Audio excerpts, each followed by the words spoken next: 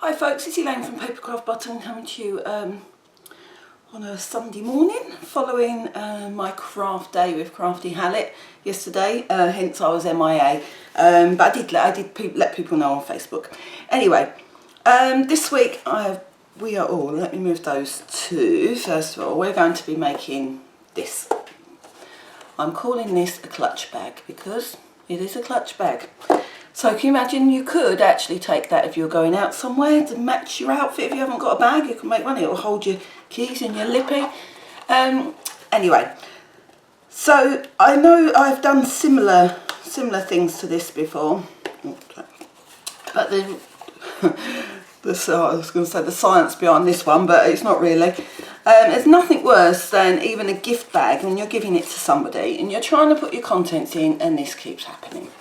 So I've designed the sides so you just pop out the top bit like that. It holds it open while you put your bits and bobs in, and then you push that in and then it shuts. So you might think, yeah Elaine, why do we need to do that? Well, you don't need to, but I've done it, so we'll show you how to do it. That's using the new Go Wild paper. What sort of drew me to doing that was my mum, she used to love giraffes. I don't know why, because obviously in East London we don't have giraffes. That's the side. That's the other one I done with Retired. That was my practice run. Now these two, I thought, because these are made with 12 by 12, so I thought I'd see what I can do with. That's the US letter size. It's exactly the same, just obviously it's a little bit smaller. It's just slightly wider. And then I thought, I'll see what I can do with a whole A4. I haven't cut any of these sheets down, they are in their entirety, and this is our UK A4, so it's a little bit, just fractionally smaller, but it's longer. Anyway, I digress.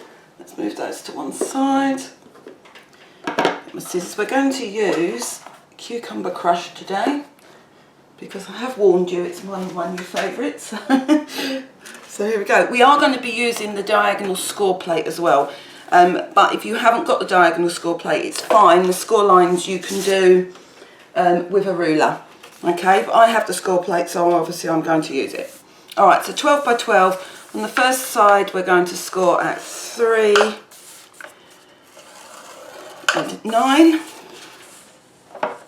We're then going to turn it round and we're going to go to 3, 6, 9 and 10. Now I'm going to bring in my score plate and now I'm going to take it away and go back to the other one. So we've now got 3 equal portions here, and then we've got our 1 inch one there, and then this is obviously the flap on the front. So it's the second 3 inch square along either end that we've got to do a complete diagonal across the whole square. Okay, obviously I've got to flip mine over to do this. Well, if I want to get it in the right place, that is. And flip it over again. Obviously that's dead easy to do with a ruler because it's just point to point. Okay, so once you've got your crisscross, can you see where the crisscross is? I'm not sure you can. It's so bright out here. So what we've got to do now is just in that, where that cross is, you've just got to just do a score line down to the middle point, so halfway. So obviously this is 3 inches, so you've got to work out your halfway, which is 4.5 on mine. I think I can work that one out. There we go. So we've got our crisscross and then we've got our vertical line. So let's do some folding. I think I've got a bone folder, I have. Sun's out now. God, I just got back from Kent yesterday and the heavens opened. In fact, I haven't seen rain quite like that for a long time, so I was almost home, thankfully, so I wasn't on the motorway at that point. And I'm sure you're waiting to hear about the good old Lucy Lockett. Bane of my life, thorn in my side, bless her. She's feeling slightly better, which is causing me more hassle than it's worth at the moment because she wants to do too much.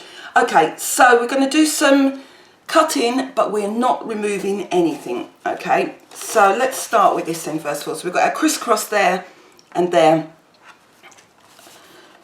So we are just going to cut down to the first score line. I'm just going to take a little snippet off. Oh, a slightly bigger snippet than I planned, but never mind.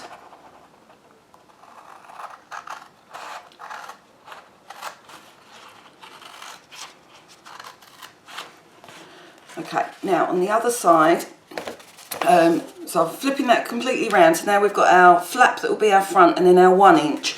We're going to go down between that 1 inch and that 3 inch square. Again, I'm just going to take a little bit off. I'm going to fold that over, and then we need to go down this 3 inch square, just so it matches that first section that we done. I'm just going to notch that in a little bit. Okay, and as we've done that side, we need to do this side. Let me just notch that in first, I think.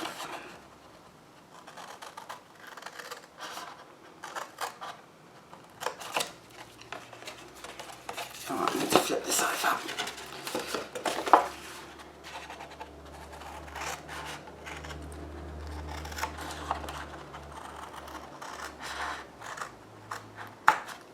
Oh dear. There. Okay. Alright, so you should have cutting like so. Have I left any bits hanging off? Or just the one? Now, I'm going to put the DSP on before we do anything else. Now, if your pattern matters, obviously make sure you put your flap around the right side. And I think I'll just use fast fuse to put the paper on. So I've got the paper stack, the in colour paper stack, and cucumber crush. Let's put that little one on first. So I should give you the measurements of those, really, shouldn't I? So they all measure 5 3/4 in length, and we've got 2 pieces at 2 3/4, one at 1 3/4, and one at 3/4. Of course, I will put all these measurements on my blog with also a cutting plan.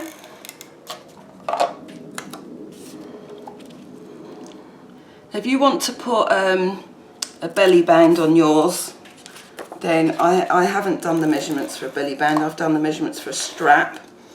But all I can suggest is when doing a belly band that you just literally wrap it around, but don't wrap it around too tight, because obviously you've got to be able to slide it on and off.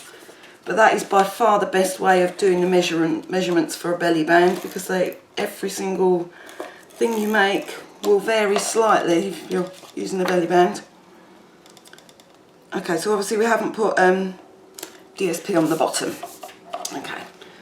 Alright, so let's put some sticky strip, and I am going to use sticky strip, I'm afraid.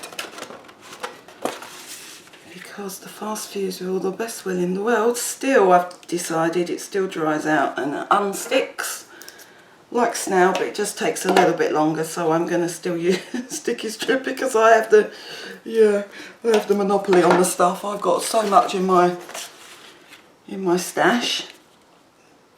This is slightly wider than the one that Stampin' Up used to use. I will buy some of the score tape eventually, but for now I haven't.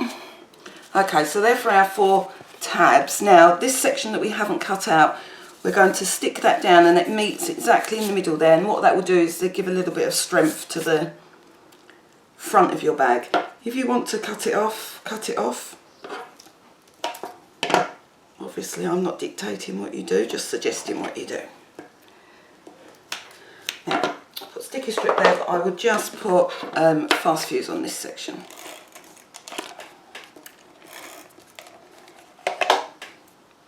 Oh, nearly folded that over then without taking the...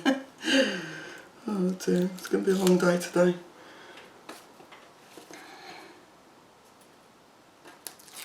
There we go. Okay, so we're just going to fold those over.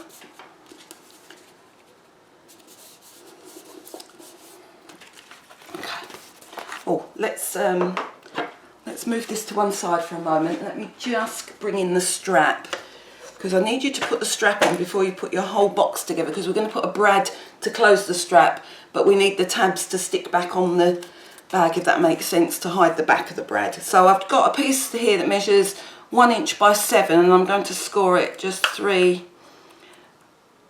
and 4. Now I'm not going to put DSP on the strap because I want it to show. I'll just check I've got that the right way now. Oh, don't think it matters. Right, okay, let's pop a bit of sticky strip on that. Now I'm going to use the tried and tested method of putting the brad and the hole in just literally by lining it up and sticking my pokey tool through it.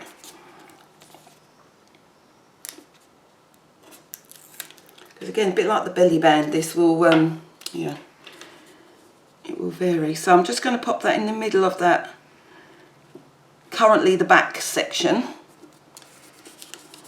Okay, all right. It'll be worth it when you're finished, trust me.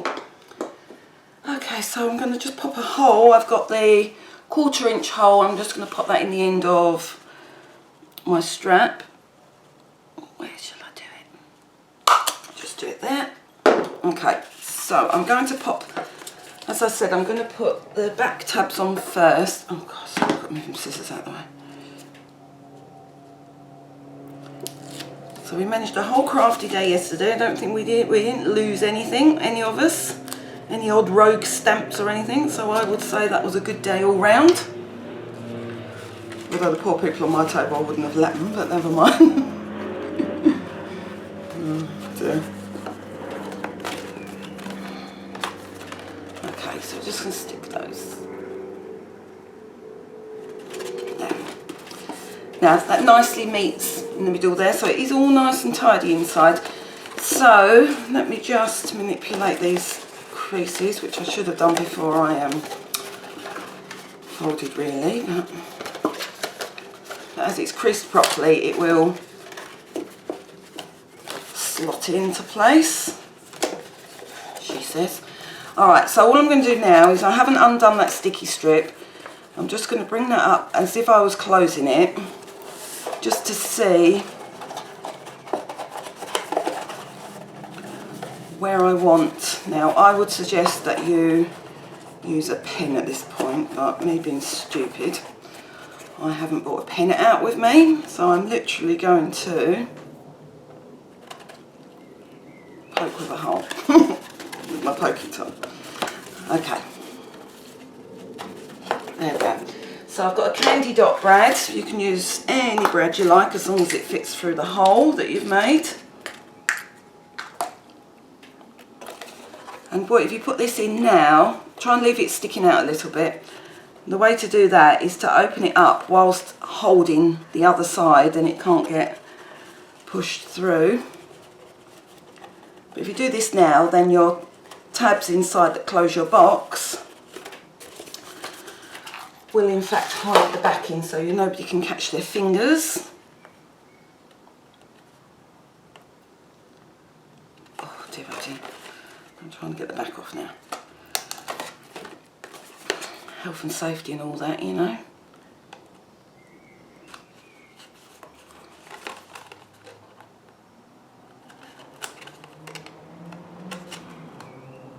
Oh, jeepers. Every time I got it, it was flicking back again. Okay. That one's done like that. And that one's done, and we are done and done. Oh, move that over there. Now, I probably will put a rhinestone on the end of that candy dot.